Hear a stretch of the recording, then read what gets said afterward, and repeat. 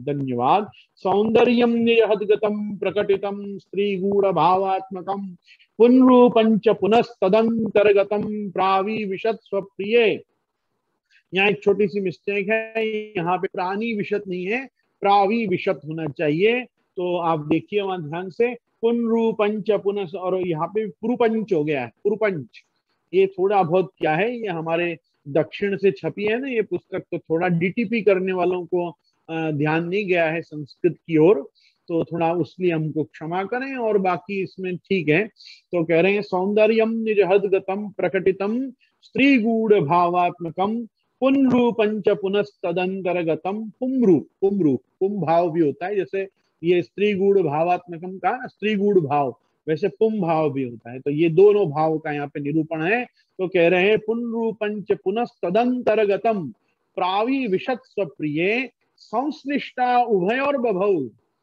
संश्लिष्टा उभयो बभौ रसमयः कृष्णो यत् साक्षिकम रूपम तत्त्रतयात्मकम परम अभिध्येयम सदा वल्लभम। इसकी टीका बहुत बड़ी है, इसकी टीका बहुत बड़ी है। इसकी टीका में घुस गए तो ये टेक्स्ट बुक पूरी ही नहीं होगी, क्योंकि ये जो है, ये श्लोक के ऊपर सब ध्यान दीजिए।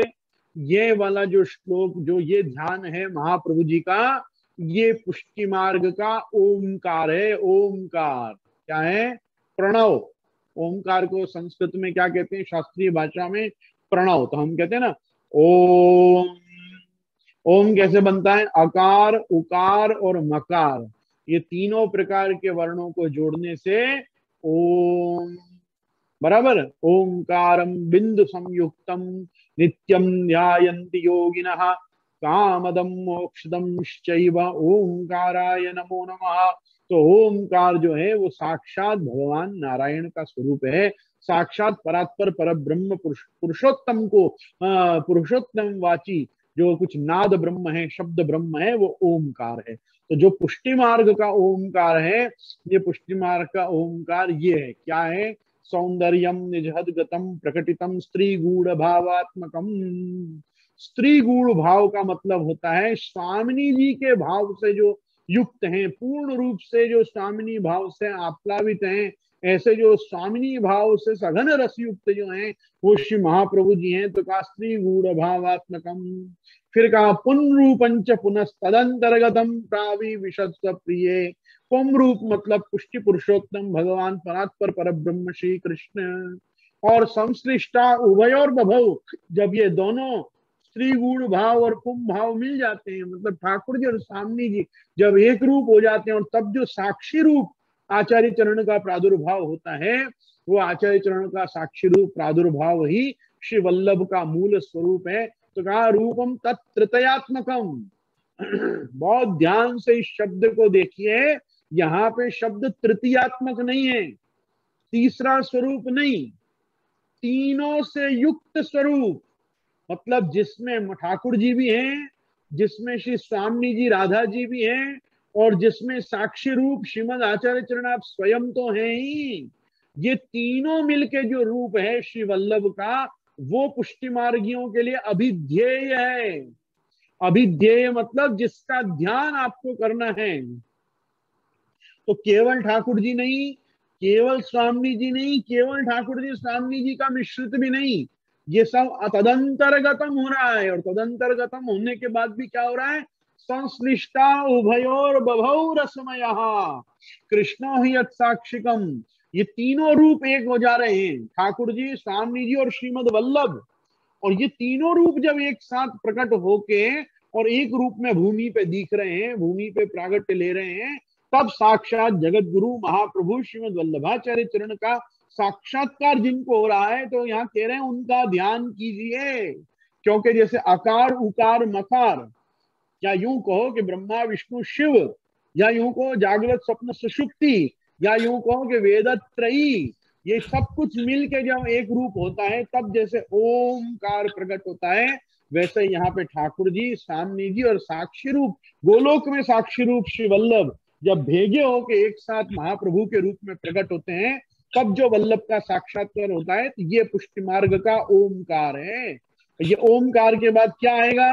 गायत्री मंत्र में, गायत्री मंत्र में ओमकार के बाद आता है भूर्भुवः स्वः, भूर्भुवः स्वः।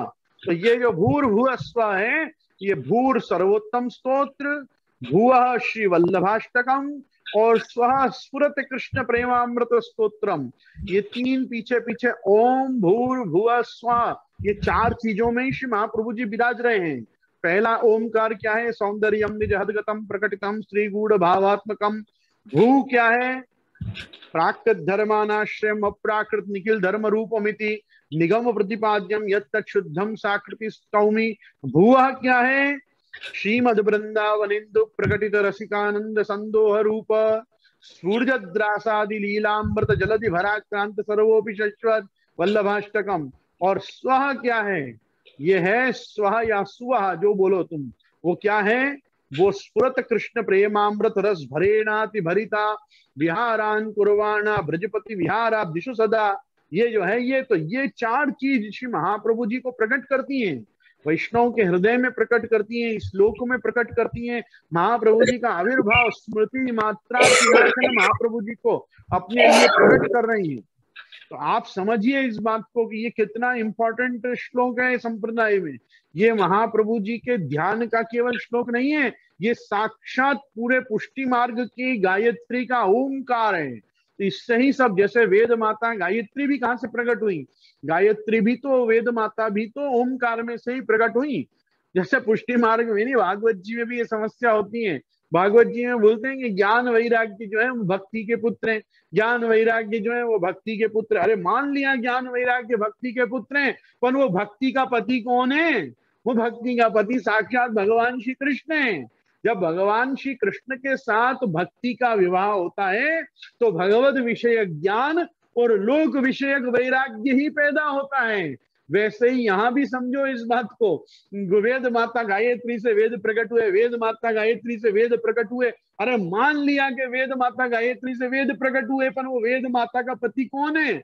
वो वेद माता का पति प्रणव रूपी परमात्मा भगवान श्री कृष्ण ही है, कि जिस श्री कृष्ण से ही वेद माता गायत्री प्रकट हुई। हमारे गोसाई जी गायत्री व्याख्या में स्पष्ट लिखते हैं, श्री कृष्ण स्वात्मन सर्वम उत्पाद विविधम जगत तदा सक्तांश बोधा ये शब्द ब्रह्मा भवत स्वयं तथा सर्गादिभिः क्रीडन नित्यानंद रसात्मक निज भाव प्रकाशाय गायत्री रूप उद्भव। गायत्री के रूप में भगवान ही प्रकट हुए हैं, और वो गायत्री भगवान से ही प्रकट हुई है। गायत्री मतलब वो गायत्री नहीं जो पंचमुखी और दशभुजा गायत्री है, ये वो गायत्री है जो गायंतम त्रायते इति गायत्री। गायंतम त्रायते, जिसका जप करने से, जिसका उच्चारण करने से, नाद करने से हमको त्राण, हमारा कल्याण होता है, वो गायत्री। वो गायत्री वेद माता जो है वो जैसे प्रकट हुई, वो किस में से प्रकट हुई? प्रणव में से प्रकट हुई।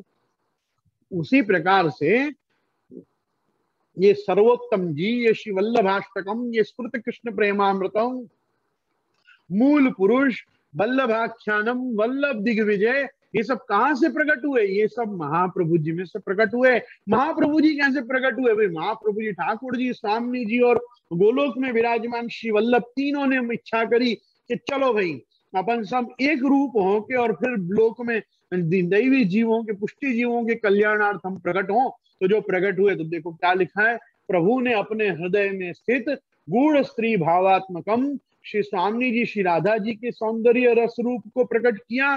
फिर वो स्वामी जी ने अपने हृदय के अंदर स्थित ठाकुर जी के पुरुष रूप भावात्मक सौंदर्य रस रूप को प्रकट किया। फिर दोनों भावात्मक रस रूप के संश्लिष्ट होने से रसात्मक श्री कृष्ण शोभायमान होने लगे। ये साक्षी श्री कृष्ण स्वरूप जो तीन रूप वाले होकर प्रकट हुए, वो श्री महाप्रभु जी श्री वल्लभ का अच्छी तरह हमेशा ध्यान करना चाहिए।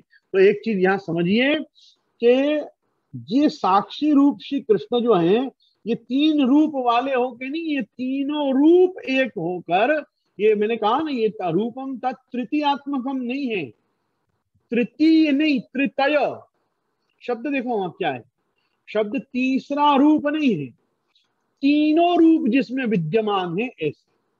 तो रूपम तत्तृतयात्मकम परम अभिध्येयम सदा वल्लभम, उन वल्लभ का ही सदा ध्यान करना चाहिए।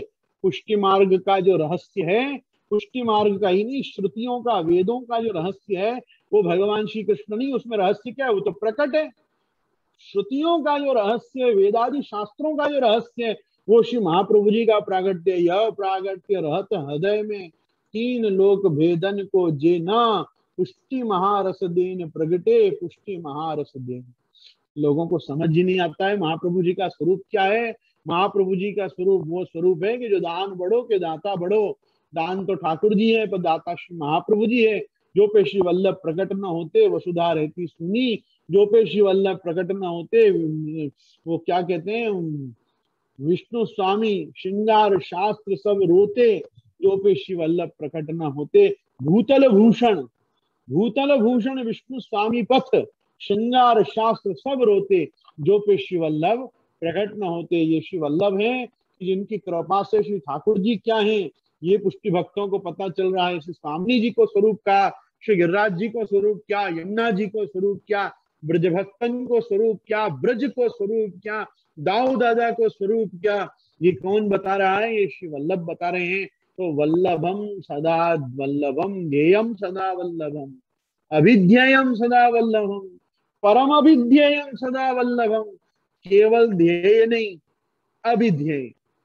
खाली ध्यान मत करो, ध्यान से ध्यान दो कि क्या ध्यान देना है। अच्छा, फिर परम अभिध्येयम।